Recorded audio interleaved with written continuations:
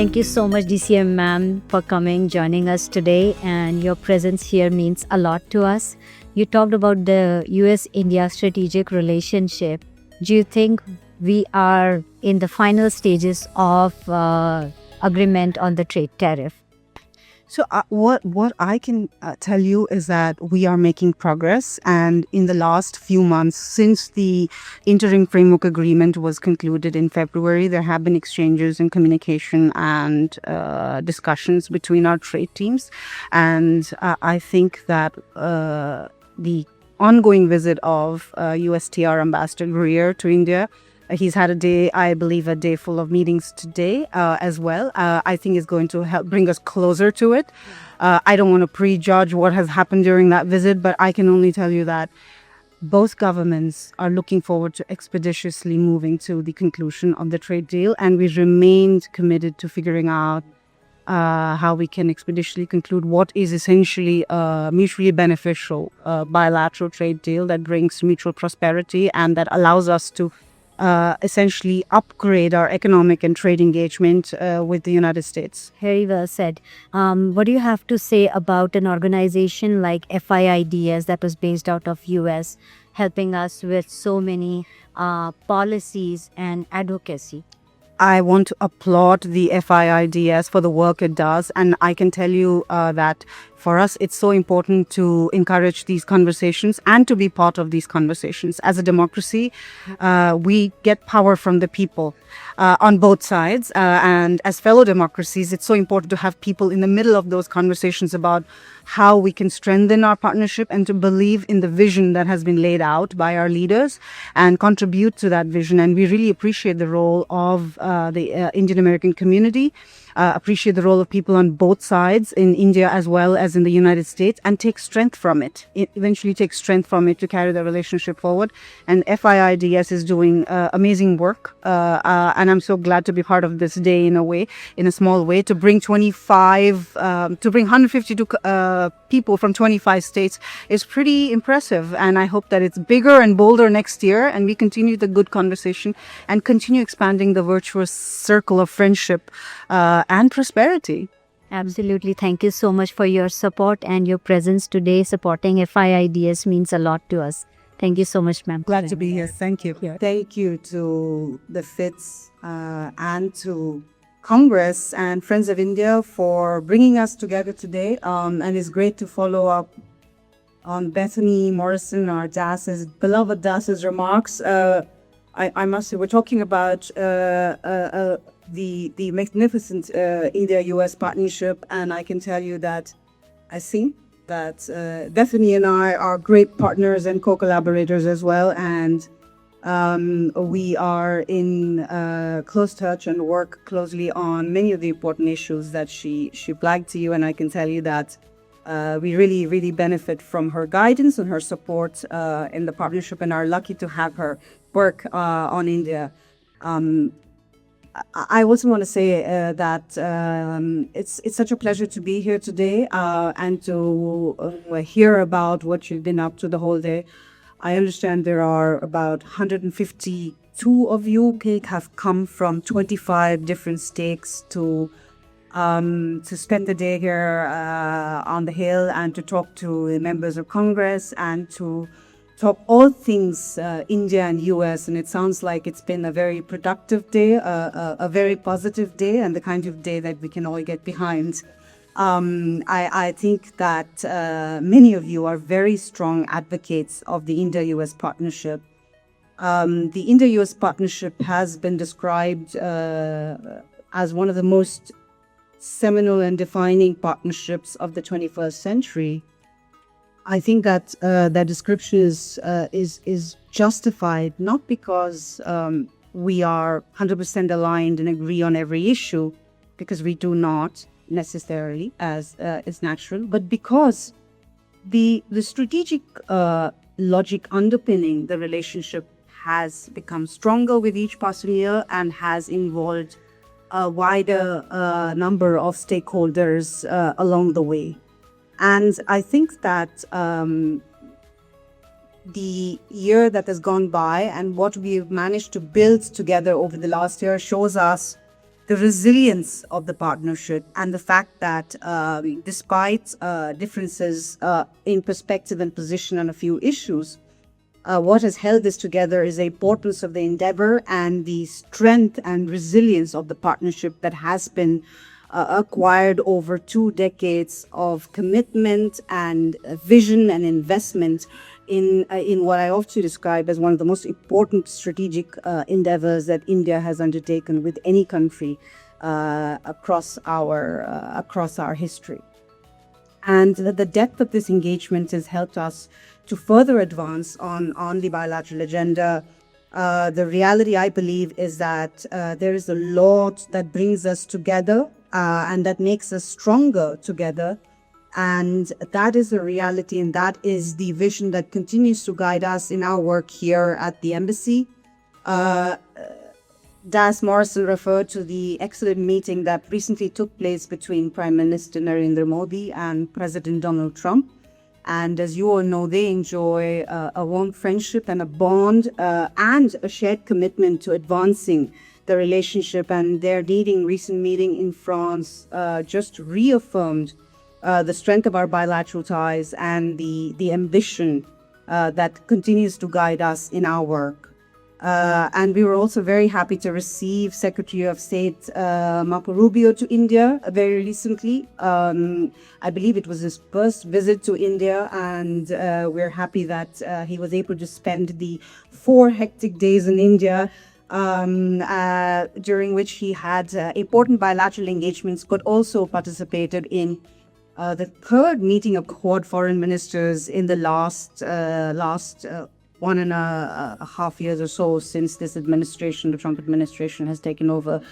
I think that the conclusion of a bilateral critical minerals framework agreement during this visit attests to the kind of priority areas that we are together working on that can really shape the future of our partnership in this emerging times. And I think that the fact that there is an alignment on the big vision for this relationship will be visible to you, because many of the issues that Bethany referred to are also going to be reflected in what I touch upon in terms of some of the areas we're focusing on. Trade continues to remain a key pillar of our relationship, and we have had a spate of recent exchanges and dialogue between our trade teams, including USTR Ambassador Jameson Greer's ongoing visit to India, and it really reflects the determination on both sides to conclude the bilateral trade agreement and to enlarge the opportunities for shared economic prosperity between the both sides. The interim bilateral trade framework that we agreed to in February this year sets the foundation on which both sides are quickly and expeditiously moving forward to get us to the end point on the trade deal, and we remain optimistic we'll get there soon. And the objective is not just to remove irritants, but it is to build a stronger, a more deeper and more mutually beneficial and ambitious economic partnership that expands trade, that encourages investment and creates jobs. So I think that the recent visit of Ambassador Greer will bring further traction and get us closer to the conclusion of the trade deal, and that's a space that all of you, I know, would be interested to watch, and we look forward to updating you on the progress with respect to the trade deal soon. The other area that we're really focused on in terms of harvesting the opportunities that arise from it is energy. Energy has emerged, I think, as one of the most promising areas of bilateral cooperation. We in India have a growing energy demand, and the United States has energy abundance. And I think that creates a natural partnership that we are committed to further deepening. Crude oil, LNG, LPG, they're all contributing significantly to India's energy security, and our partnership with the US is a key factor in that. And they also support jobs and investments and economic growth, and we're happy to take this cooperation further. in this context, civil nuclear cooperation is also a significant opportunity for both sides to seize. And the passage of India's landmark Shanti legislation creates new possibilities for commercial collaboration and frankly brings us closer to realizing the commercial promise of the historic civil nuclear understanding that we had reached decades ago. And as India, sort of marches towards its goal of attaining a nuclear power capacity of 100 gigawatts, I think it opens up opportunities also for American technology, expertise, and investment to look at India and to grow in India. And we invite our friends from America to take the opportunity and stand ready to facilitate those exchanges. Third is technology. Technology really is an area that wherein the future of this partnership lies. And we do have a delegation coming in from tomorrow morning, led by Secretary, Ministry of Electronics and Information Technology, to participate in the Pax Silica meetings and to discuss bilaterally, as well as in the context of Pax Silica, the opportunities for stakeholders to come together and for businesses to develop joint initiatives, projects, and plans to take forward our goals and our cooperation under these areas: artificial intelligence, semiconductors, advanced computing, quantum communications and technologies, and other emerging technologies provide us a key area to fortify our strategic partnership, and they are already recognized and embedded in bilateral frameworks like the Trust. India joined the Pax Silica in February, and we've already had multiple rounds of conversations. And the idea eventually is to get companies on both sides and the relevant stakeholders on both sides to come together and discuss concrete ideas, and for the government to step in to facilitate that process and to figure out how we could support that. As we recognize that there is a concentration and overdependence in the supply chain on certain nodes, and how do we diversify that? And there is a shared recognition between both governments that the pathway to diversification lies through stronger cooperation between India and the United States, and we stand committed to realizing joint initiatives to attain that progress. The fourth area that I just want to flag, and Das Morrison spoke to it, is defense and security cooperation. I think this is an area that has really grown substantially over the past few decades. Uninterrupted deepening of defense and security linkages, and today that spans many areas, including trade, military exercises, maritime security, critical technologies, intelligence exchanges, and counterterrorism cooperation. We did conclude a 10-year blueprint for what defense cooperation should look like through an agreement in October last year, and we are already making headway on that. And it really provides us a basis to further deepen cooperation and engagement and interoperability across the entire spectrum of defense and security engagement. It also includes a commitment to a stable, secure, and prosperous Indo-Pacific region. And we are engaged on the Indo-Pacific region and the issues around the Indo-Pacific region with the United States bilaterally, as well as in the context of frameworks like the Quad. And as I just mentioned, we had a very productive meeting of the Quad foreign ministers during Secretary Rubio's visit to India, and we were just today forenoon discussing with the State Department follow up on those meetings and how we can accelerate progress under it. And I also want to echo what Das Morrissey said, which is that ultimately I think the strength of this partnership rests not just on governance and what the two governments are doing, but on our people. As democracies, dialogue is important, and a day like this is very important to exchange perspectives and to discuss the opportunities, the challenges, as Mr. Kand was just laying out for us.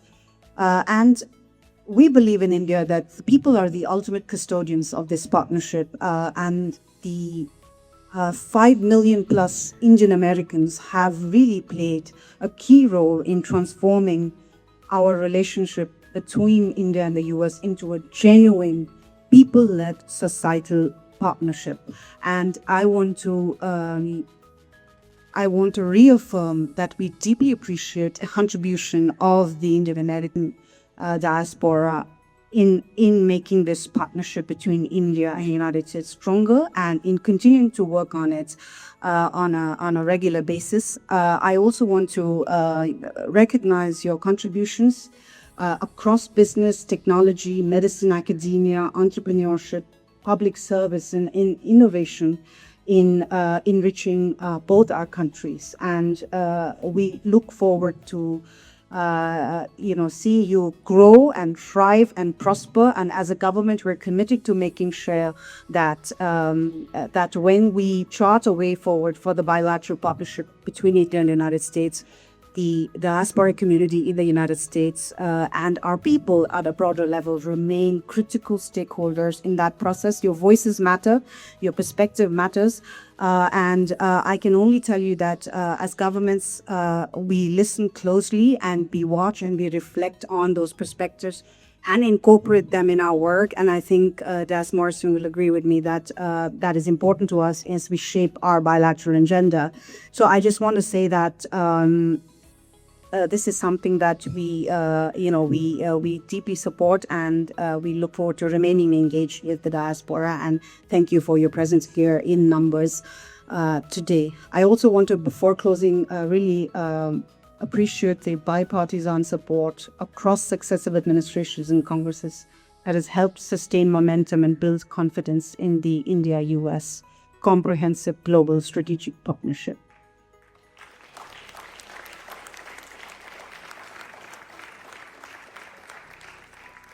I think many of the major achievements in our partnership bear the imprint of congressional leadership and support, and we continue to count on congressional leadership and support as we take this relationship to newer heights. We look forward to not only preserving the gains we have made over the last few decades, but to build on them to match the ambition that has been set by Prime Minister Modi and President Trump for this partnership. And we look forward to friends in the Congress, in the industry, academia, and the Indian American community to remain active stakeholders in this shared and valued enterprise. And I want to thank you for inviting us to share our perspectives, and to wish you all the best and congratulate you for this wonderful day that you spent on the Hill. Thank you so much.